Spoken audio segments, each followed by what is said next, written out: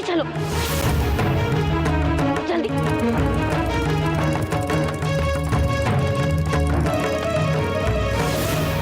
माँ, बाबूजी। अरे दुल्हन कहाँ रह गई जीजी? इतनी देर लगाने से क्या होगा? देवकी जी, देखिए विलंब क्यों हो रहा है? जी। राधिका, तू लाई नहीं विशाखा को? क्या हुआ? उसने साथ में आने से मना कर दिया? मैं जानती थी ये लड़की जरूर कोई नाटक करेगी। चल उसे लेकर आते हैं। विशाखा,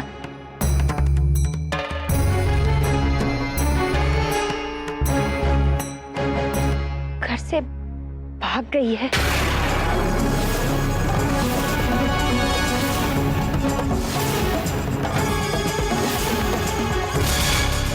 ठाकुर जी, मैंने उसको रोकने की बहुत कोशिश की माँ, लेकिन वो पूरब के साथ भाग गई। क्या हुआ देवकी जी?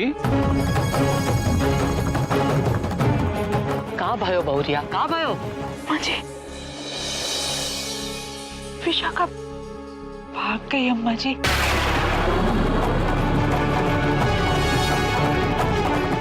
को पता था कि ऐसा नहीं होवेगा, और जबरदस्ती करो बेटी पर। क्या नहीं, खरीदी हुई गाय भैंस मिल गई। जब चाहो जहां चाहो बांध दो। जाने कैसा दुख पड़ो ओहो पर पोथी पर कि मंडप छोड़ के भाग गई। दुल्हन भाग गई, दुल्हन भाग गई।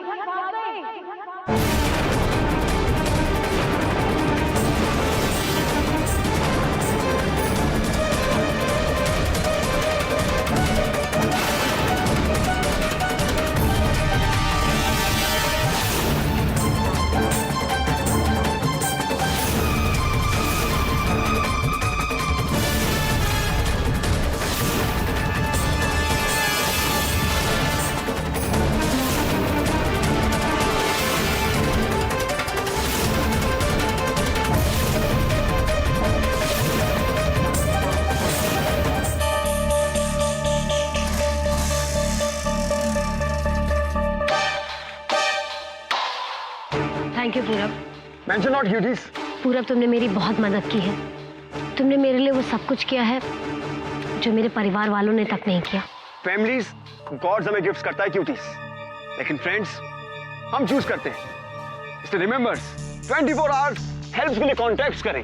पूरब पूरब पूरब। लेकिन क्यूटीज, तुम जाओगी कहाँ? पुलिस तुम्हारे पीछे पड़ी है और मुंबई से तुम जा नहीं सकती। आई थिंक्स वृंदावन ही तुम्हारे सेफ स्पेस है। हाँ पूरब, मैं जानती हूँ वृंदावन से बाहर जाने का मतलब मेरे लिए खतरा ही खतरा, पर मेरे पास और कोई चारा भी तो नहीं है ना। अब जो भी होगा देखा जाएगा। मैं चलती हूँ पूरब। टेक केयर रखना क्यूटीज, और हाँ न्यूज देती रहना। तुम मुझे कभी भी कॉल कर सकती हो। पूरब हेल्पलाइन 24 आवर्स ओपन। बाय पूरब। बाय। चलो चलो जल्दी जल्दी, बस जा रही है। लाने भाई जल्दी जल्दी, बस जा रही है। ये क्या तमाशा है?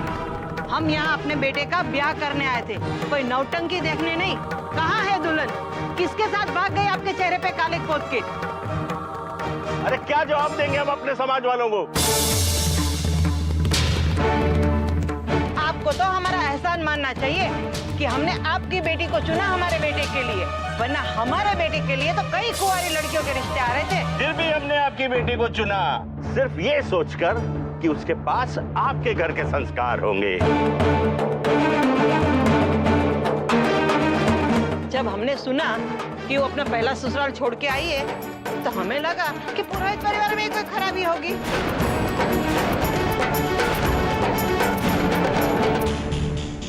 बड़े लोगों के बड़े चोचले। हमें आपकी बेटी पे तरस आया था कि शायद उसे पहली बार ससुराल खराब भी लिए। बस कीजिए। मेरे समधियों का नाम इस प्रसंग में ना ले। वे मेरे अतिथि हैं। मैं उनका अपमान सहन नहीं करूंगा। क्यों न लेना? पहले एक बेटी से ब्याह, फिर दूसरी बेटी से ब्याह। पता नहीं इनको तो आपके घर से इतना क्या लगाव है। आपके समधियों के घर में होगा रिवाज एक के बाद एक बहुएं लाने का। हम शरीफ लोग हैं, हमारे यहाँ ये नहीं चलता। हमने तो आपकी बेटी को इसलिए चुना कि वो हमारी पौती के लिए अच्छी माँ बनेगी, पर आपकी बेटी ने तो आपके संस्कारों की असलियत बता दी है। अरे हमने सोचा इन्होंने पुरोहित परिवार से रिश्ता जोड़ा है तो जरूर कोई बात होगी। अरे अब पता चला है हमें कि दोनों परिवार एक दूसरे के लिए बने हैं। अरे दोनों के संस्कार भी एक जैसे हैं। पर माफ कीजिएगा शास्त्री जी, हमारे संस्कार जरा ज्यादा ऊंचे हैं। आप चुप क्यों खड़े शास्त्री जी? बताइए अब क्या करना है? मेरा इस विवाह से कोई संबंध नहीं और ना ही उस कन्या से जो भाग गई।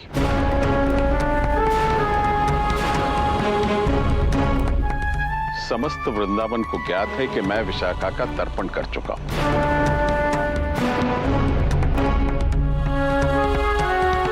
तथापि आप यहां आए, आपका अपमान हुआ, इसके लिए संभव हो तो मुझे क्षमा कर दीजिए। क्षमा कर दीजिए। चलिए, और तू भी चल। जिस लड़की से ब्याह करने आया था वो तो भाग गई। चल। मेरी बात तो सुनिए आप। अब बचा ही क्या है सुनने के लिए?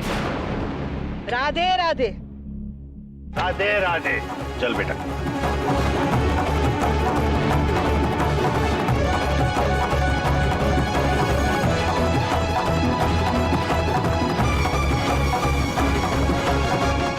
शास्त्री जी, अब हम भी चलेंगे। सोचा नहीं था कि ये सब सुनना पड़ेगा। मैं अत्यंत लज्जित हूं मां जी। समझ में नहीं आ रहा कि आपसे क्षमा की याचना करूं तो कैसे। नहीं शास्त्री जी, इसमें आश्चर्य की कोई बात नहीं। पूछिए, हम तो पहले ही भविष्यवाणी करके आए थे कि ऐसी कोई नौटंकी देखने को मिलेगी। रहने दीजिए शास्त्री जी प्लीज। आपकी कोई इज्जत नहीं होगी लेकिन हमारी है। बड़ी बहू, ऐसे नहीं कहते। अरे तो कैसी बातें करे चाची माँ? कब तक इनकी बेटी की वजह से हमारे परिवार को शर्मिंदा होना पड़ेगा? और चाची माँ, ये कोई पहली दफा नहीं है। इनका क्या है, जब देखो तब इसी मुद्रा में क्षमा मांगने के लिए खड़े हो जाते हैं।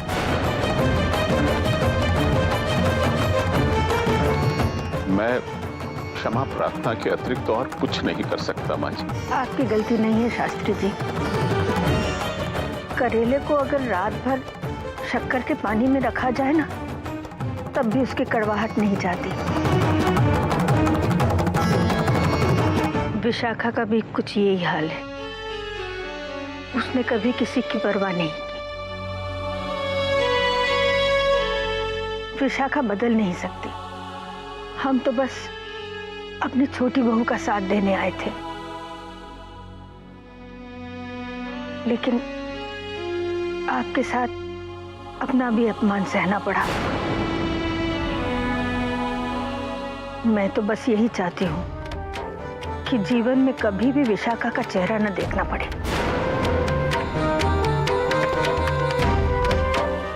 छोटी बहू, चलो बेटा, चलते।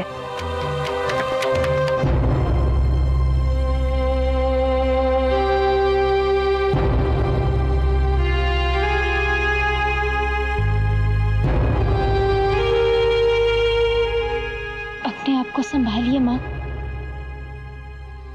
जो कुछ भी हुआ वो विधि का कोई खेल होगा। बेटी माँ बाप का भाग होती है राधिका, पर आज हमारे कारण तेरे ससुराल वालों का जो अपमान हुआ, उसके लिए मैं बहुत शर्मिंदा हूँ।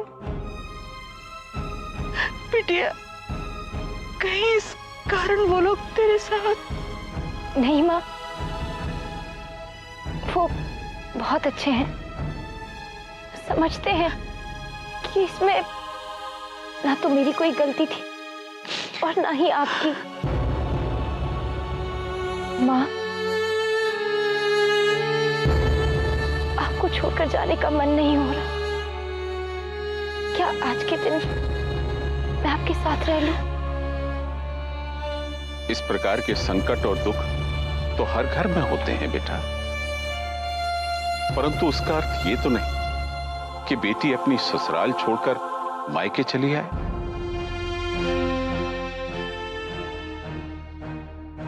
माँ, मैं चलती हूँ।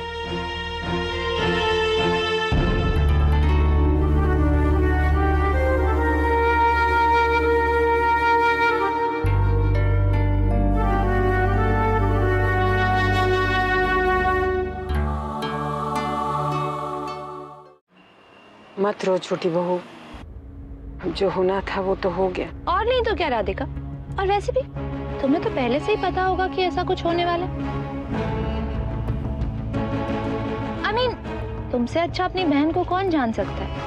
अरे जिसे दिल्ली के पुरोहित परिवार का लड़का पसंद नहीं आया, वो भला एक संस्कारी स्कूल के टीचर के साथ कैसे रह सकती थी? उसे तो मुंबई जाना था, मुंबई चली गई होगी, उसमें रोना क्या? भाभी, राधिका की इस समय जो हालत है, उसे हमारे सहारे की जरूरत है। और विशाखा ने जो कुछ भी किया, उसमें राधिका की क्या गलती है? क्योंकि राधिका ही जिद करके हम सबको वहां पर लेकर गई थी और वहां पर हमारी इंसल्ट हुई है देव। राधिका अब से ऐसा कुछ नहीं करेगी। पर भाभी प्लीज विशाखा का जिक्र करना बंद कर दीजिए।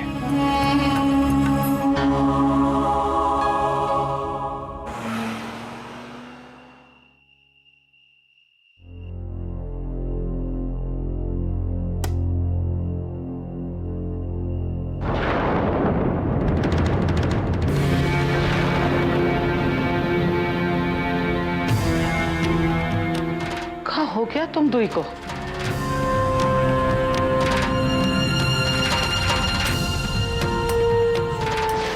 ऐसा बैठे हो जैसे कछु हुआ ही ना है। जाओ, जाकर ढूंढ कर लाओ अपनी बेटी को।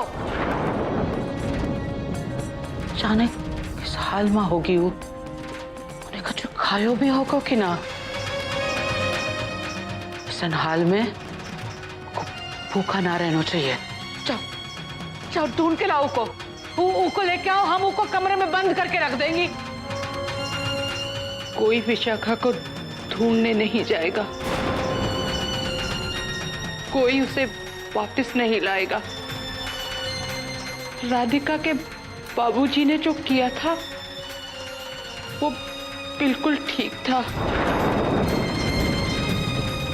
विशाखा को यहाँ वापस आने ही नहीं देना चाहिए था।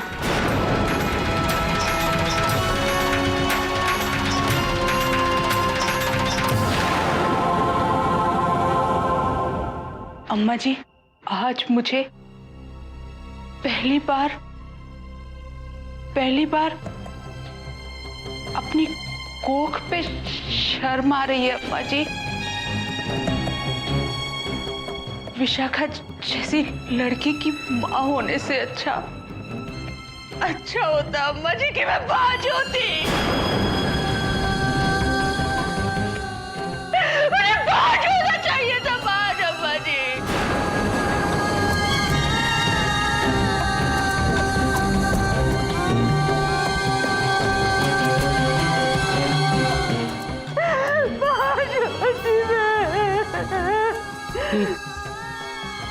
ये तो क्या कह रही है बहुरिया? सही कह रहे हो अम्मा जी।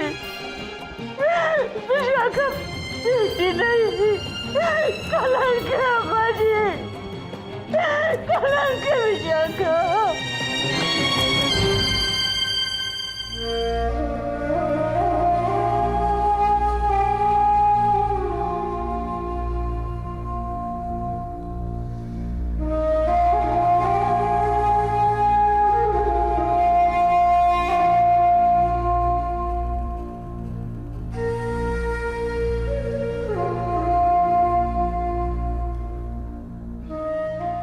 भी हुआ उसे एक बुरा सपना समझकर भूल जाओ।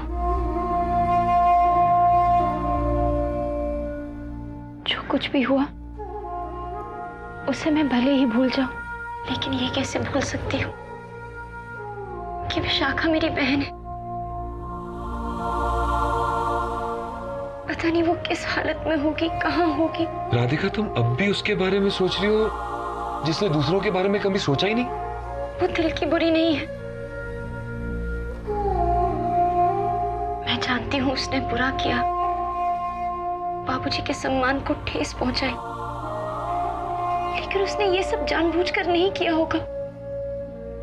जरूर कोई ना कोई परिस्थितियां रही होगी, वो मजबूर होगी। किन परिस्थितियों की बात कर रही हो तुम? वो मजबूर नहीं थी, उसका स्वभाव ही ऐसा है, सिर्फ अपने बारे में सोचना, खुद का फायदा देखना और दूसरों को ठेस पहुंचाना। अब इस घर में विशाखा के बारे में कोई बात नहीं होगी और मैं ये चाहूंगा कि तुम भी उसके बारे में सोचकर खुद को परेशान ना करो। जिस लड़की ने अपने पिता की फिक्र नहीं की, हमें उसकी फिक्र करने की कोई जरूरत नहीं है। लेकिन बस राधिका, मैंने कह दिया ना, विशाखा के बारे में सोचने की कोई जरूरत नहीं है। मैं नहीं चाहता कि विशाखा की वजह से तुम्हें तकलीफ हो।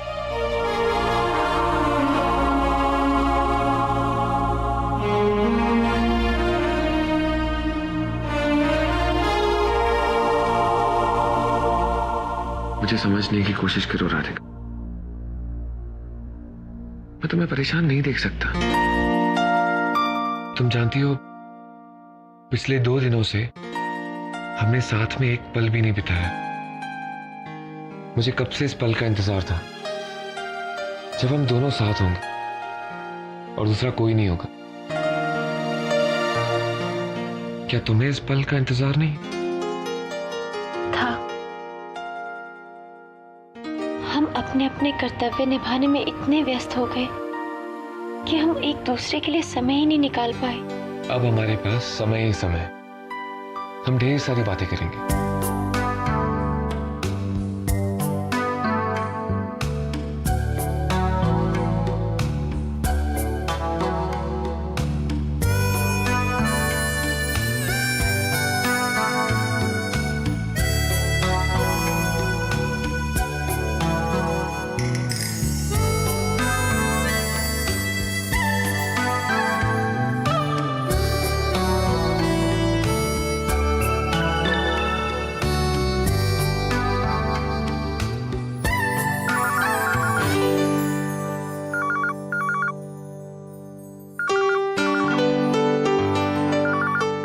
बजने दो, किसी का जरूरी फोन होगा। ठीक।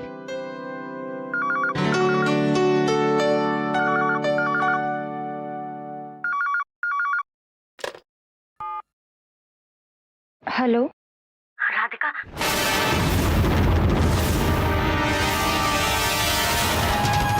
क्या बात है यार, क्या बोला तूने यार।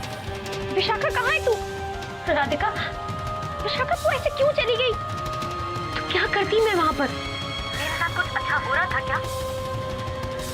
मुझसे मेरी सारी खुशियां छीन ली गई राधिका, और मैं जिससे प्यार करती थी वो भी जेल चला गया। और तूने ही तो मुझसे कहा था कि तू मेरे लिए देवराज पुरोहित से भी अच्छा वर ढूंढ के लाएगी।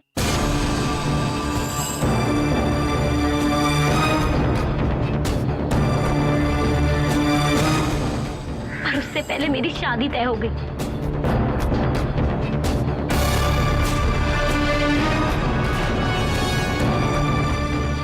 बताना विशाखा, कहाँ है तू? तू जान के क्या करेगी? पहले तो बाबूजी ने मुझे अपने आप से अलग कर दिया, और तू भी मुझे वहां मरने के लिए छोड़ गई। शाखा ऐसे मत बोल।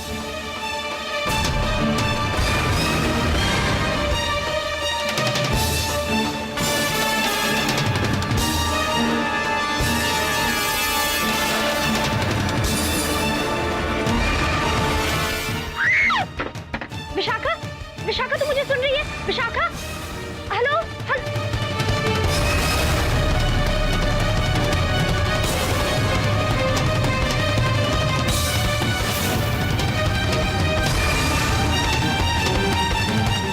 किसका फोन था राधिका?